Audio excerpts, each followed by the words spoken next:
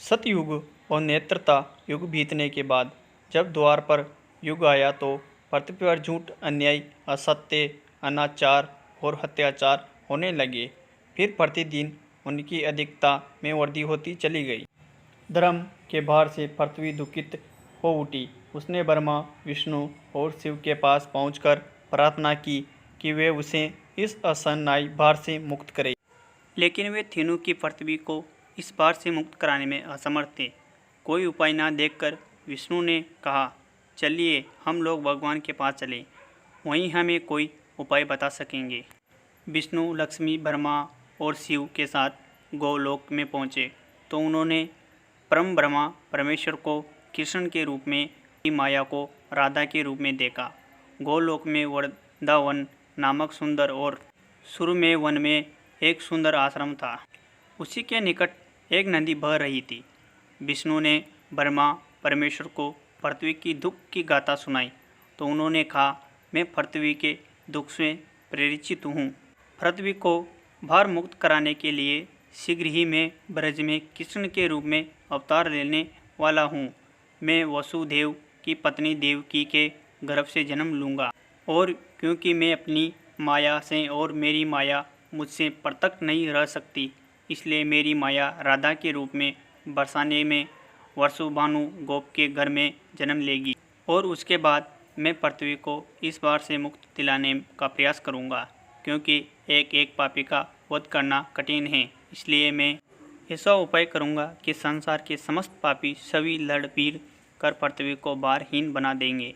आप लोग निश्चित होकर अपने अपने को पधारिए और मेरे आदेश का प्रतीक्षा कीजिए। विष्णु आदि देवताओं ने परमेश्वर को प्रणाम किया और अपने अपने लोक में आकर परम पिता के आदेश की प्रतीक्षा करने लगे।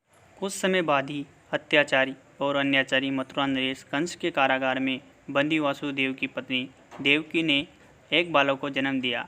बालक के रूप में जन्म लेने से पूर्व ही भगवान ने उन्हें अपनी योजना बताते हुए आदेश दिया कि वासुदेव जी उन्हें गोकुल में नंद गोप की पत्नी यशोदा के पास छोड़ आए और उसी समय उनके गर्भ से जन्म लेने वाली कन्या को लाकर कंस के हवाले कर दे। वही कन्या मेरी योगमाया है। वासुदेव ने ऐसा ही किया और कृष्ण गोकुल में नंद गोप की पत्नी यशोदा की गोद में पलने लगे।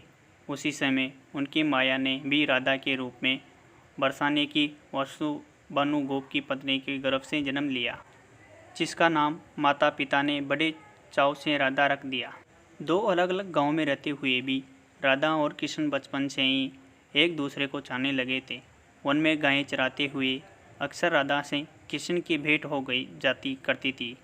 फिर जब वे दोनों बड़े हो गए तो जब भी रात की बेला में कृष्ण अपनी बांसुरी के स्वरों द्वारा अपने प्रियता राधा को पुकारते, राधा अपनी सहेली गोप बालाओं के साथ कृष्ण के पास पहुंच जाती। राधा और कृष्ण का यह प्रेम दो किशोरों लड़के लड़की का प्रेम था, जो थोड़े से दिनों में ही पूरे ब्रज में चर्चित हो गया। एक शुभ दिन देखकर राधा और कृष्ण की सगाई कर दी गई। पूरा ब्रज प्रदेश आनंद उल्लास भरे उत्सवों से भर गया। लेकिन उन दोनों का विवाह नहीं हो पाया था कि कंस के आदेश पर अक्रूर कृष्ण को बुलाने के लिए मथुरा से वृंदावन पहुंच गए और अत्याचारी कंस तथा राक्षसी स्वभाव वाले उसके अनाचारों का वादा करने के लिए कृष्ण को बलराम के साथ वृंदावन छोड़कर मथुरा जाना पड़ा और मथुरा में कंस आदि का वध करने के बाद मथुरा राज्य की सुरक्षा उत्तरदायित्वों ने कृष्ण को इतना उलझा दिया कि वह चाहकर भी वृंदावन न जा सके। अपने जा माता कंस के वध का बदला लेने के लिए उसके ससुर जरासंध ने अपने विशाल सेना के साथ मथुरा को घेर लिया। लेकिन कृष्ण और बलराम ने अपने पराक्रम से जरासंध और उसकी विशाल सेना को पीठ दिखाकर भागने पर विवश कर दिया। लेकिन जरासंध पराजित होकर भी शांत नहीं बैठा। उसके कई बार मथुरा पर आक्रमण किए।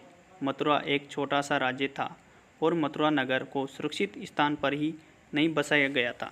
अंत कृष्ण ने मथुरा छोड़कर अनेक कहीं जाने का निश्चय कर लिया और जरासंध की विशाल सेना के बीच से मथुरा वासियों को सुरक्षित निकालकर हजारों योजना दूर भारत के पश्चिम सागर तट पर ले गए और द्वारिका नगर की स्थापना करके एक शक्तिशाली यादव राज्य स्थापित कर दिया। अक्रूर के साथ मथुरा छोड़कर आने के बाद कृष्ण और राधा का मिलन फिर कभी नहीं हो पाया, लेकिन वह आजीवन एक दूसरे को भूल नहीं पाए। वैभव संपन्न द्वारिका में अनेक सुंदर पत्नियों का प्यार पाकर भी वो राधा के प्यार को कभी नहीं भूल पाए और संसार आज भी राधा कृष्ण के प्रेम को एक आदर्श प्रेम के महान तथा अमर प्रतीक के रूप में याद करता है। उनकी मूर्तियों भारत के मंदिरों में ही नहीं, विदेशों में भी अनेक मंदिरों में प्रतिष्ठित और लोगों बड़े भक्ति भाव से उनकी पूजा आराधना करते हैं। अगर कहानी अच्छी लगी हो तो चैनल को सब्सक्राइब करें और लाइक करें और कमेंट करके बताएं कैसी लगी।